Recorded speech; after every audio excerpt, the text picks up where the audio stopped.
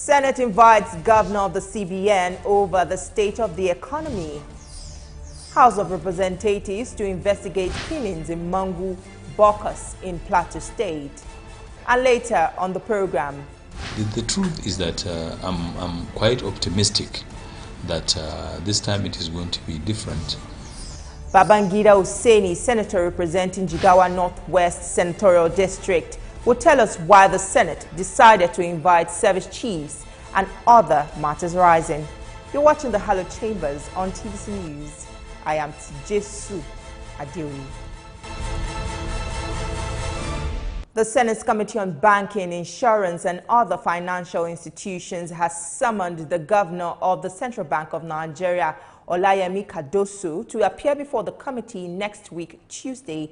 This is amid growing concerns about the state of the economy and the sharp decline of the naira in the foreign exchange market, with the official window reporting the naira falling to an all-time low as it hit a new low of 1,520 naira to a dollar on Wednesday. The Senate is seeking answers and solutions from the Apex Bank governor to stabilize the currency and restore confidence in the economy. Lining the major issue of the economy is the way the inflation index has been, and of course it's of major concern to us.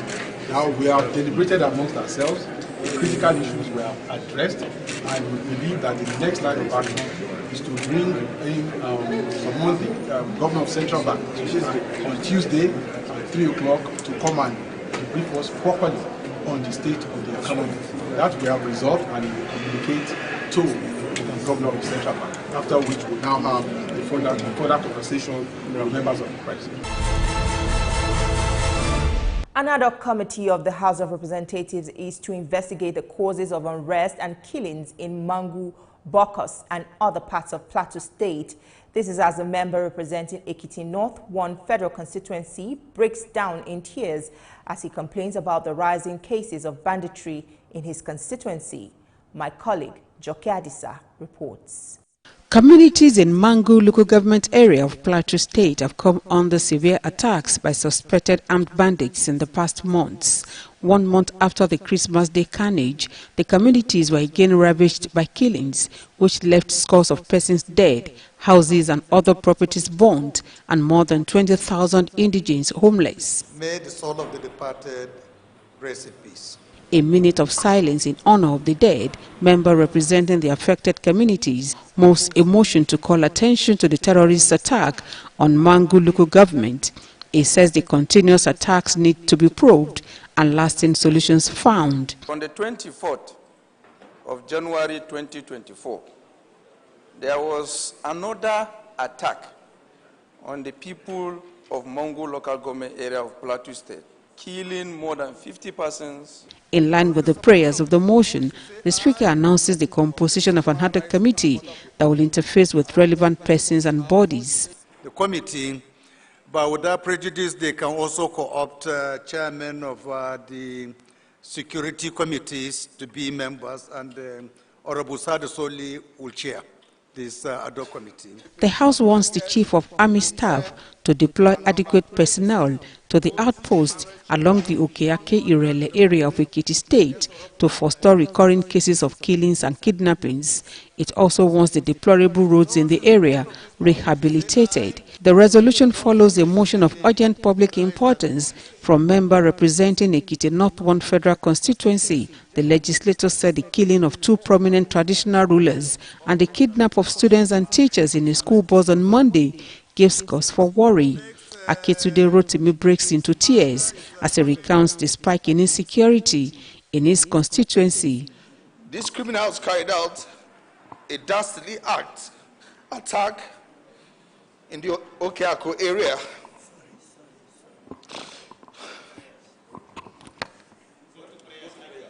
In Ikole local government area, resulting in the death of 2 traditional rulers. The House calls on security agencies to put all measures in place to rescue abducted school children and teachers in Emure Ekiti.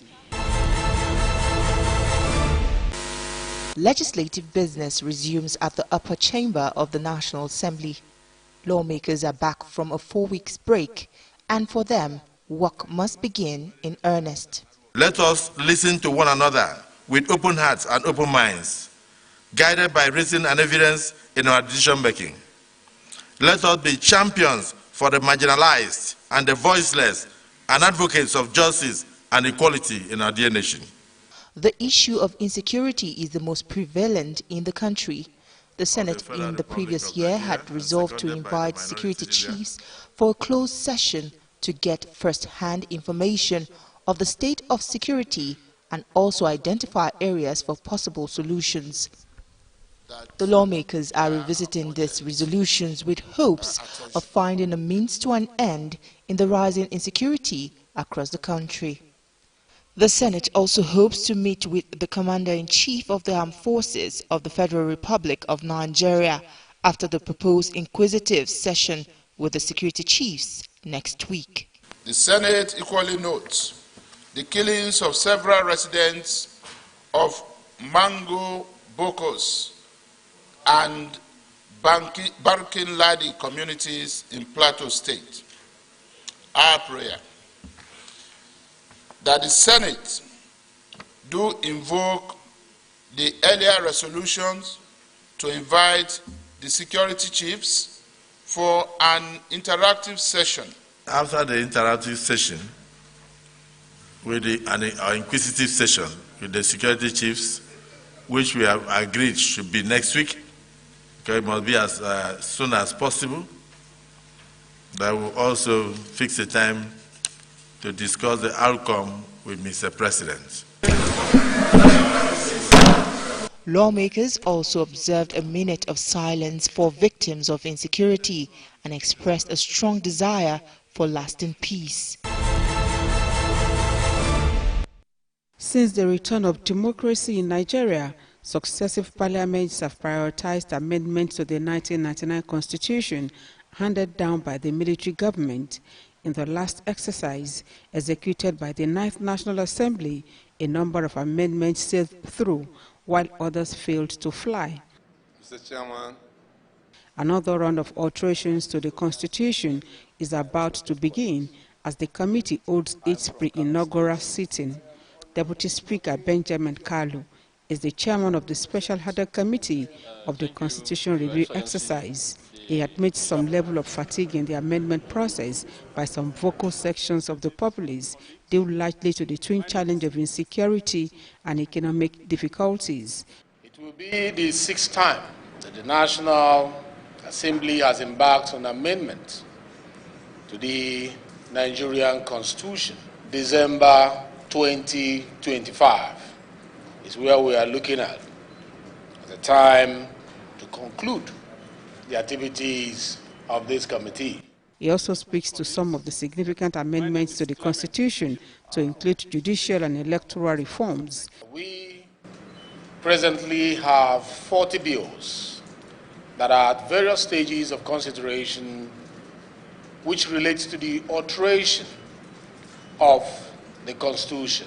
The committee appeals to all proponents of the bills, particularly the gender-related bills that failed to scale through in the last exercise, to begin advocacy early. Last Constitution review efforts, there were some key Constitution amendment proposals that did not pass, either because we did not fully understand their provisions or we did not have enough time to agree on them. Let us use this opportunity to understand this proposal, hoping that those who are the promoters of this particular amendment will start their advocacy timely. Senator Elisha Abomi have not come to terms with the decision of the appeal court ruling delivered by Justice Chioma Iheme. In the ruling, INEC was ordered to recognize Senator Amos Yohana of the People's Democratic Party as the winner of the Adamawa North senatorial election. But the former lawmaker is not letting up. He has taken a petition to the National Judicial Council and the Chief Justice of Nigeria. He has described the judgment of the appeal court justices as a judicial coup to evict him from the Nigerian Senate. The recent judgment of the Supreme Court of Nigeria in the Kano governorship election further exposed the injustice meted against me and against my brother by Justice Chioma Nwosu Ehime, who unjustly cancelled election in 253 polling units with 155,800 registered voters and deducted 57,775 valid votes to justify her judicial coup d'etat. Senator Elisha Abu is also challenging the judgment of the appeal court nullifying the election of Honorable Rufai Jingi and has called for a review and investigation into circumstances suspected to surround the judgment. How can a judge sitting in a court of justice cancel election in 253 polling units out of 924 polling units, meaning election was cancelled in 27% of the total polling units, cancelled 57,705 valid votes, and differentize 155,800 voters, and award the Senate seat a person she claimed won with 5,000 vote margin. Justice Chioma Nwosu Ehime is among the 11 justices from the Court of Appeal nominated for vacant seats at the Supreme Court by President Bola Tinubu in December last year, as recommended by the National Judicial Council and later confirmed by the Senate. But few days to the inauguration of Justice Chioma Nwosu Ehime and 10 others as Supreme Court justices, Senator Elisha Abu is challenging her nomination. And the Speaker of the Nigerian House of Representatives, Abbas Tajuddin, says threats of insurgency is severely testing the peace and stability of the country. He wants President Bola Tinubu to demand greater performance and accountability from all security chiefs. I address you today not just as the Speaker of the House of Representatives, but as a concerned citizen, deeply troubled by the widespread insecurity that grieves our dear country. Indeed, Nigeria stands at a crucial juncture, facing formidable challenges that test our resolve, unity, and spirit. It is time to harness our collective expertise to break the silos that have hindered our progress and to chart a new course towards peace and stability. This aligns with our constitutional mandate as Parliament to enact laws that strengthen our security framework. Our agenda has identified concrete measures for economic restructuring, economic diversification, and agricultural development. All committees are directed to streamline the activities toward the realization of our strategic objectives. We will take a short break. Hala Chambers will be back. The National Assembly is a busy place. As the bastion of democracy, it is a place where bills are presented, motions debated, laws made, and the yearnings of the people are laid bare. Come with us as we take you through the workings of the National Assembly. We take you through plenary, committee meetings, and probes, all to ensure smooth working of the democratic process.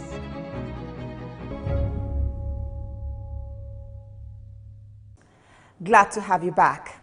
Senator representing Jigawa Northwest spoke exclusively to TVC News. He talked about the decision of the Senate to seek an audience with service chiefs over rising insecurity across the country. Well, I think, thank you very much for having me, and we're all happy to be back to do what we are elected to do. But the truth is that I'm quite optimistic that this time it is going to be different. Because yes, several motions and several engagements with the service chiefs and the security teams have taken place, both before now and years back. But why it is going to be different this time around, I think, is because of the providing weight that we are all carrying in terms of security management. Now, it used to be a part of the country that is fairly affected by the menace of the security challenges, but apparently it is expanding, and almost no part of Nigeria is insulated from the security challenges. So I think that perhaps is where the difference will come in. And I think Mr. President had alluded to this in his budget speech, and also even in appropriation you can see the amount of money that has been committed to the defense and security sector. So I think it is going to be different. I'm quite optimistic that and then some very far-reaching decisions will be taken that will address the problem and mitigate the consequence. Okay, the President of the Senate in his welcome address today actually urged lawmakers to put aside all differences and everything and face the reasons why you were being elected. Yeah. Is there some sort of rancor among lawmakers that we should know about, or well, really most of the issues and the misunderstanding you see are born out of our partisan backgrounds. We're all elected into the National Assembly, and we all have our differences in terms of our party affiliations, in terms of our understanding of national issues. But by and large, we are all senators of the Federal Republic of Nigeria, and we are dealing with national issues here. When matters that deal with the nation comes up, we are blind to our partisan relationship. Overall, we are one, and we are united behind the leadership of the National Assembly. So we are all committed to the delivery of Mr. President's agenda, Renewed Hope agenda, part of which deals with the issue of security in Nigeria. So really it is not a thing of concern. It's routine and it's normal. We disagree to agree, and in the end what matters is national interest. All right, the Senate Chief Whip a few days back actually commented on this CBN saga that has been in the news for a while now, and it's more now like it's a northern-southern debate. Do you share in this argument? What is your position? I really don't see it as such. Principally, I think the Senate Whip had alluded to the fact that that is his personal opinion, and it's guaranteed, his constitutional right guaranteed by the Constitution, and he was expressing a personal opinion. But overall, I think we are talking amongst ourselves. While I also share the same sentiment regarding the issues around the movement of the CBN and all of that, but for me, personally, it is about good governance. Look, it doesn't matter where an institution of government is operating from. The most important thing is food on the table for Nigerians, a secured environment, employment for our children, and institutions of government working. For me, those should be paramount than where an institution of government is operating. If they like, let the CBN operate from Mandara Mountains. Let it operate from Brass by the Atlantic Ocean. As long as they are doing the right thing, as long as they are addressing the issues, the economic issues, as long as they are providing stable foreign exchange that will allow importers to be bringing in money and then investors bringing in funding, as long as our borders are secured, as long as I can go home and sleep with my two eyes closed, those for me are the key issues that should occupy our time and energy. But overall, I think the Whip has made it, Chief Whip has made it very clear. It was his personal opinion, and he has every right to express them. At the same time, the chairman of the Northern Senators Forum has advised that we should, for now, leave the matter and allow us to have a dispassionate look at the issues and then deal with them accordingly. So I think that's, for me, where I stand. Okay, and there's this issue, although it's a silent complaint among lawmakers on the time of resumption for plenary. Because, last year we've seen plenary resume, I won't call it late, but a little behind schedule. And not all lawmakers, are really comfortable with this. Are we going to see any changes this time around? I think the Senate President's office had issued a press statement on that, and I quite agree with the position they have taken. He has noted the complaints, and he has also given reasons why the plenary normally starts late. Sometimes it is about the engagement and the issues that happen before the resumption of plenary. But I think I also hope that the explanations he has made suffices for now, and at the same time we'll begin to see changes. This institution should provide the best leadership. It should be the institution that will show the seriousness of the time, and the institution will definitely be the driver of our democratic experience. So I quite accept the explanations as issued by the Office of the Senate President, and I believe there will be changes. One other factor that Nigerians look forward to is what would be the content of the legislative agenda for the Senate in this new year. And of course, we know security is one of those issues, but what should Nigerians also look forward to seeing in this legislative agenda? Aggressive oversight from the National Assembly, especially the Senate. We are going to roll our sleeves, put our big caps, and make sure that the budget is faithfully implemented for the benefit of Nigerians. We're also going to make sure that institutions of government are up and doing. And we are not going to condone the attitude of the levity and the carelessness that are operating. I'm happy at least we have just dealt with the issue of the Ministry of Humanitarian Affairs, and I believe other institutions will have to learn to be diligent in implementing their mandate. So overall, you are going to see a more aggressive Senate that will be committed to ensuring that the welfare of Nigerians is given paramount concern, and also the implementation of the Mr. President's renewed hope agenda. All right. On the final note, President Bola Tinubu's administration, is in full swing and with over 100 days in office. Can you assess his performance so far, the performance of the administration? Are you impressed with what is going on? Is your party member?